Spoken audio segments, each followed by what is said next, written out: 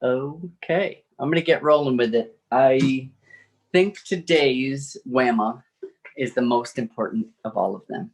And I'd like to say that's happened every single week because you've asked questions, I've listened, I've answered if I knew the question, or I've done research if I didn't know the question. That very much excites me because I like not knowing the answers or not knowing the best answer for you in your situation because it makes me think more and it makes me look more, it makes me search. Um, I've got my note cards for today as well as my laptop. Hopefully that's going to stay open in between. But let's just start with some foundational stuff. Foundationally, I think essentialism would be quite helpful to many of you in your juggling acts of life and work and kids and spouses and hobbies and friends and passions and all those things. So, essentialism is basically cutting everything down only to the essential. Uh, my understanding of it comes from a book called Essentialism by Greg McKeown, and it's a really good book. I listened to it on audiobook, and then I've read snippets here and there. Um, and he just goes on to talk about how a lot of people, including himself, say yes to everything, become highly overextended, couldn't even say yes to the things that they want to say yes to the most because they've just already overcommitted themselves with things that aren't that important. So this takes a little bit of reflection, asking, what am I truly trying to get done? What types of things are derailing that? And what can I say no to?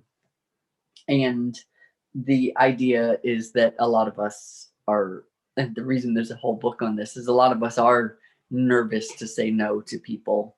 Um, but it really is okay. They'll most likely respect you more for it. And if not, there probably wasn't a relationship of mutual respect anyway. And that's just okay. You don't need that many people like that in your life. The idea that we can say no and regret it for minutes versus saying yes to everything and regretting it for days or months or years is really empowering. Yes, it's going to be a bit uncomfortable to look somebody in the eyes and say no, but it's going to be very worth it for your life quality and what you want to get done most.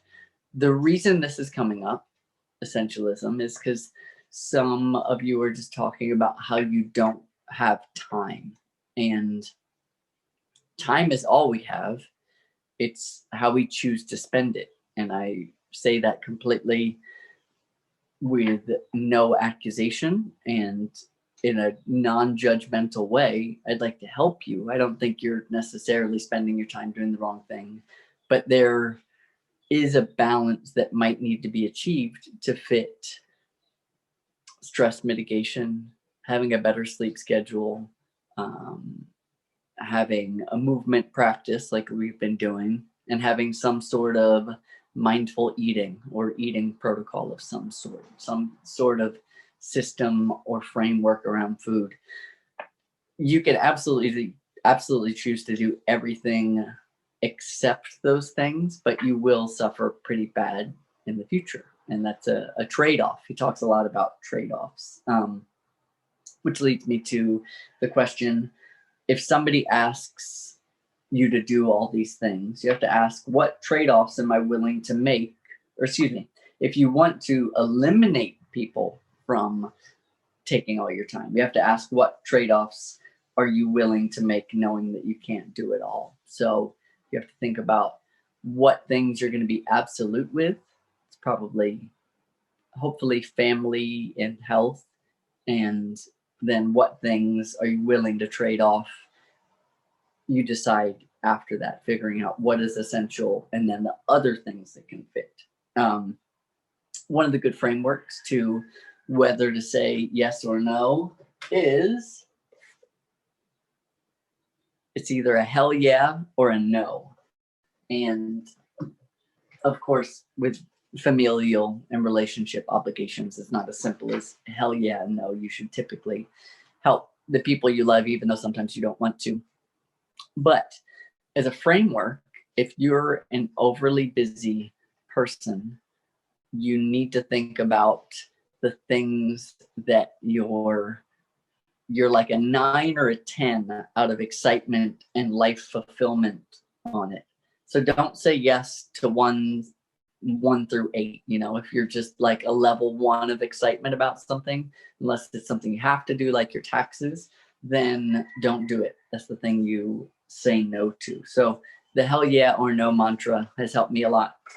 And the way to move forward being essential is saying no confidently, knowing that you're saying no to their request, not to the person themselves. You're not shutting them down or shutting them out. It's not a cruel thing. As a matter of fact, they most likely will respect you more and appreciate that you said no, knowing that you couldn't do the best job that you'd want to do. Second thing to remember is everyone is selling. So it's not like we're in a small hunter-gatherer tribe together. Like everyone is trying to sell you something at a certain turn at a certain place. Like every email, every request, everything, you're being sold at every corner. So protecting your time, because you're being sold attention thieves, and protecting your resources is really important. One of the ways you can stay solid with this is to write down weekly what's important to you. So tomorrow, as well as the what am I grateful for and what's the story I'm telling myself, I'd also like you to think about what's really important to you. Like for reals, dig deep. A lot of this month has been digging deep. I hope you are not tired yet of digging deep. It's fruitful and gets more easy as you do it every time. So my last question at the bottom of this sheet is, what will you do to protect your big 4? Big 4 is a term I came up with. It stands for stress mitigation, sleep schedule, some sort of eating protocol, and a movement practice. And those are the keys to health, is having a dialed in big 4. All right, let me open up my laptop.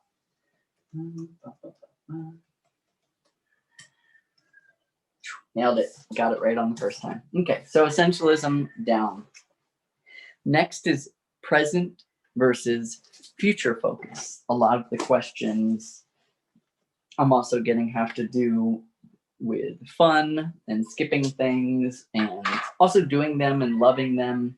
And there's a lot of framework about what we do in the moment and then what we do for our future. It goes back to the we're putting money in the bank. Like my IRA has never been sexy, but when it gets bigger, that's sexy. So it's the sort of thing.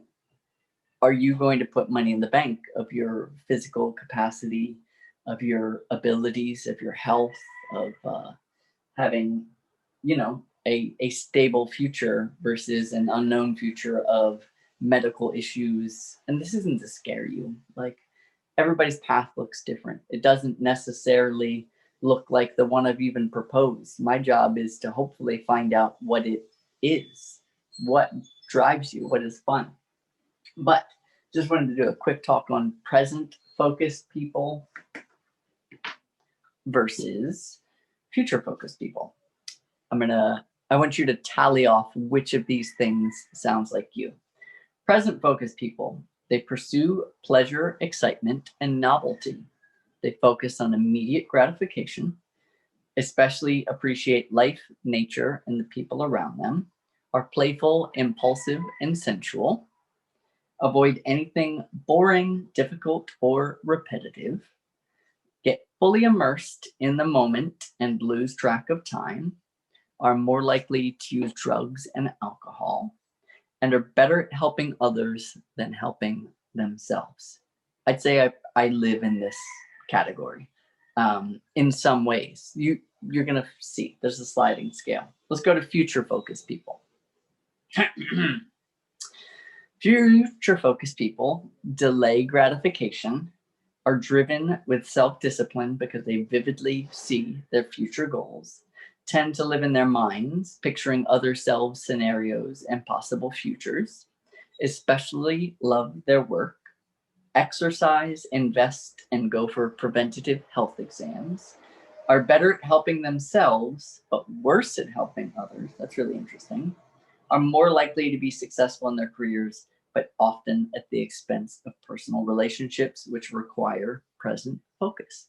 So, in both of those lists, I can pick out things that I do well, and there's a balance there. And then just to talk about the balance. By the way, this is from an article by the same author, Derek Sivers, who wrote Hell Yeah or No.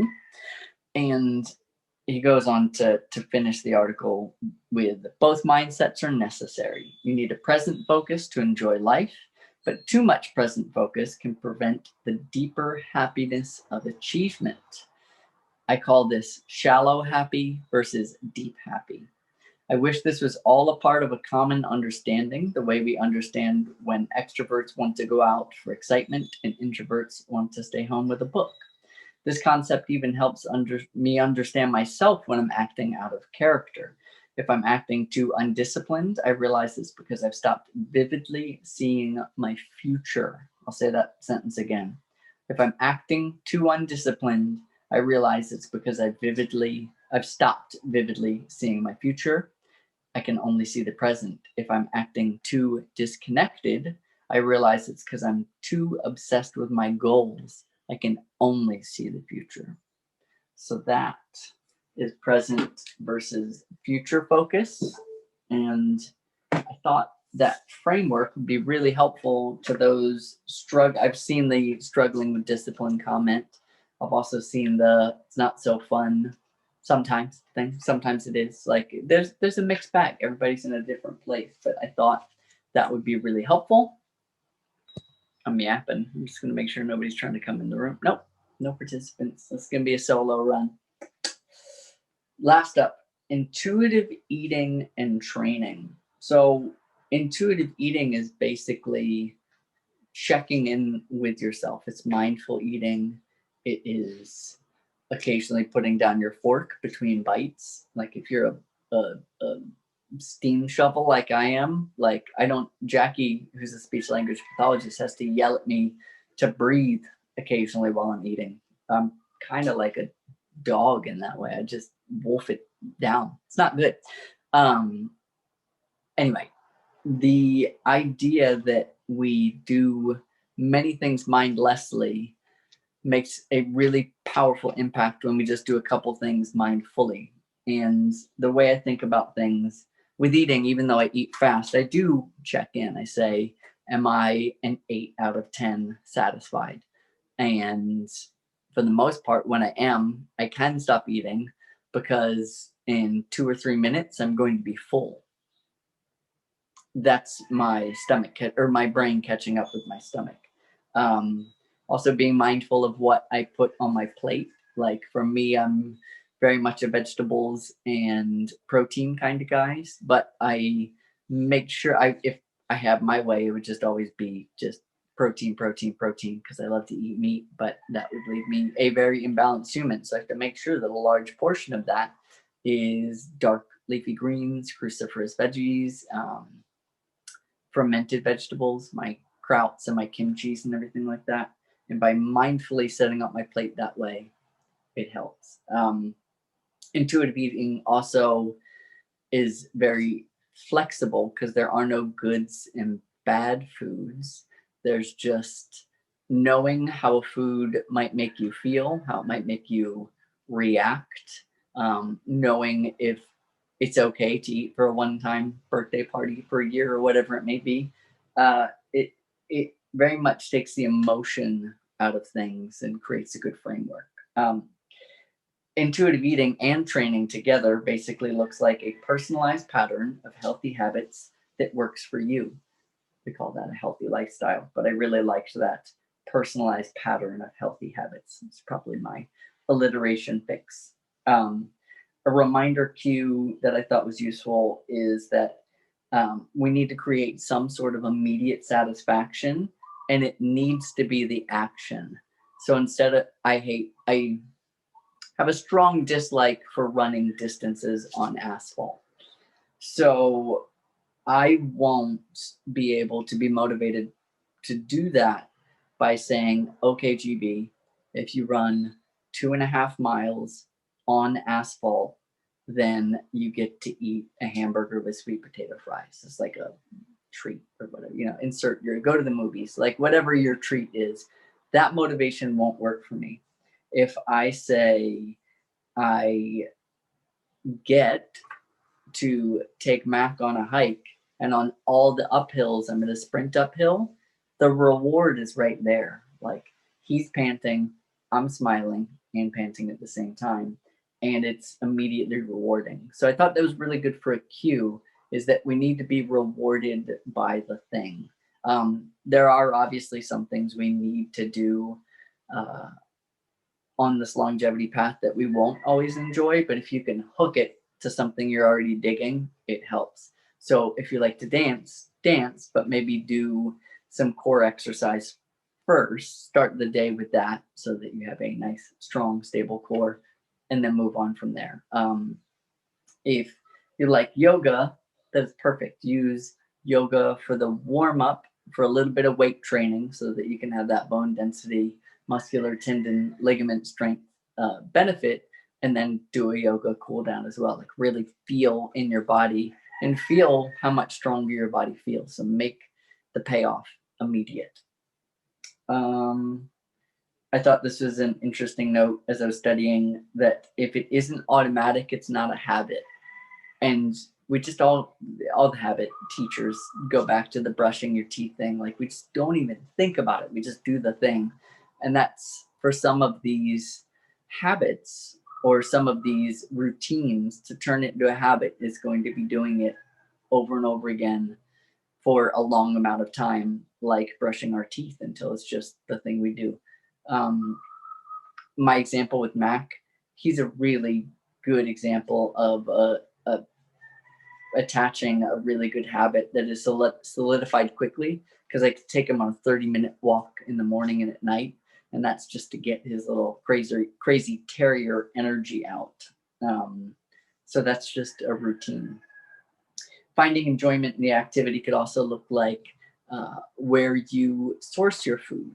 Like, there's been a real resurgence of farmers markets and knowing where your food comes from. Not all your food has to come from these places, but if you stopped at a stand and got some honey, or a dozen eggs that have been laid by happy, cage-free, happy hens, and the farmer, Billy or Sarah, then there's something kind of cool about that. Again, you don't need to turn all crunchy granola and do all your shopping at the farmer's market every time, because that could get a little limiting and expensive.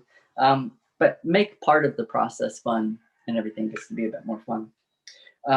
Cultivating mindfulness around key decisions. Like, do you have the ability to check in if you're about to make a quote unquote not so healthy diet decision? And even if you do make the decision, can you think about how you were feeling around the time that you made that decision? I came back to HALT, which is hungry, angry, lonely, tired. And I first discovered HALT for the kids of Mission Fit, because they were very much emotion driven when making their decisions. And if we could just make sure they weren't, before they made a decision, they were going to regret, hungry, angry, lonely, or tired. So they were fed with something healthy. They emotionally were not carrying anything around they didn't need to. They had some form of connection. That's kind of part of what Mission Fit was there for. And they weren't tired, which just meant asking them, like, hey, did you get a good night's sleep? When it comes to HALT, we have to think about when planning would be most effective. And what I mean by that is when you get home from a long day of work, how many of those things are you? You're most likely hungry. If the traffic was bad, you're angry. Lonely, probably not. You might have been with people all day, but did you really feel connected to them? Are you like seeking connection? And then tired. You're probably tired too. So those wouldn't be the best times when you just got home to make decisions about dinner. It'd actually be the worst time. Where I'm going with that is one of my favorite mentors, Dan John, another author. He and his family have a menu taped up on the fridge, and they already know what they're going to eat. A lot of it is already prepped. They're a family of 4, and they prep on Sunday. I believe him, but for me, even in my little family of 2, I usually do prep on Sunday and Wednesday, just because when I prep everything on Sunday, it's like my fridge is like 100%, 110% full. It doesn't work very well. So I do food prep on Sunday and Wednesday. But yeah, trying a menu might be a sustainable way to fit these things into your life. Having a fixed mindset versus a growth mindset is pretty important with this intuitive eating. So it's not saying like, oh, this is the way I am, this is the result that I'm getting, which is sometimes the story we tell ourselves. It's, I am capable of change. I'm capable to adapt. I'm capable of switching things up and trying something new. I'm not rigid. It's the growth mindset. And just to talk about like what the problem is with dieting. If a diet doesn't work for you and works for you maybe for 3 to 6 months and then doesn't work for you after that, it's not really the diet so much or you, it's the approach and the story. So a lot of these things can work in a sustainable way when combined with being flexible, being motivated, as well as allowing for growth and change to happen. And 2 last things. One last thing on the intuitive eating and fitness lifestyle. And that's the question, are your habits an expression of self-love or an expression of self-hatred or loathing? And to wrap things up last, I had a question, a very specific question about low back pain, L4, L5, when doing like hinges and folds. And it was such a specific question that it made me realize that's out of my scope. So whoever tells you that you have a very specific issue with L4, L5 slipping when you do hinge type things should typically be the person that helps you on your way out of it. I know in a non-prescriptive way that I would address any L4 or 5 issues or core issues with a couple things. And those couple things are, this is my sacrum, little higher is my L4 and L5. What's exactly on the other side of it? It's my core. This is below my belly button. It's my lower core. And if I don't have the capability to brace that, then I won't have the ability to make sure it doesn't slip out back here. If I think about what's above here, my abdominal muscles. So being able to brace those and not have any movement from the top down means that there's not going to be instability here. If I look at what is lower than this, it's my glute muscles. And if I have very strong glutes, then my back is going to have more stability. The other thing I think about is if you have a chronic issue where when you move this piece, this thing happens. It goes back to the old doctor joke, like, doc, my foot hurts when I do this, and he says, I got a perfect fix. don't do that. And then he sends you a bill for $1,000. But jokes aside, if you have something that repetitively bothers you, we need to find a workaround to it. And we've done some of the hinging that we've talked about. Like we've done full spinal flexion. That's our Jefferson curl, rolling down one vertebrae at a time. And you can see how round my back gets when I do that, when I come back up. But then the hinge pattern is when I send my hips and butt back and I go to pick things up with a flat back. And practicing that hinge pattern is also a way to keep your back nice and healthy. So can't make a prescription, but if we just think about the elements that are in play with the core, with the back, with your glutes, strength training in a mindful, intentional way can certainly help. Temporarily cutting out movements that are causing instability can also help. I think this concludes our WAMA. I have a lot of fun doing these. I think this was my most fun one because I get to do the most research. I hope that all of the essentialism, the present versus future, and the intuitive lifestyle stuff is helpful. Like, this is the only way people get results and keep them.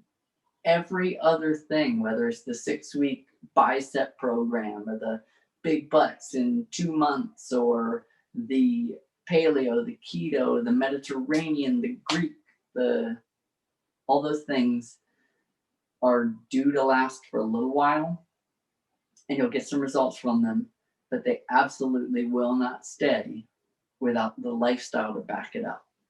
And I hope that as we end the end of this 28-day challenge, that this is really sinking in. Thank you, friends.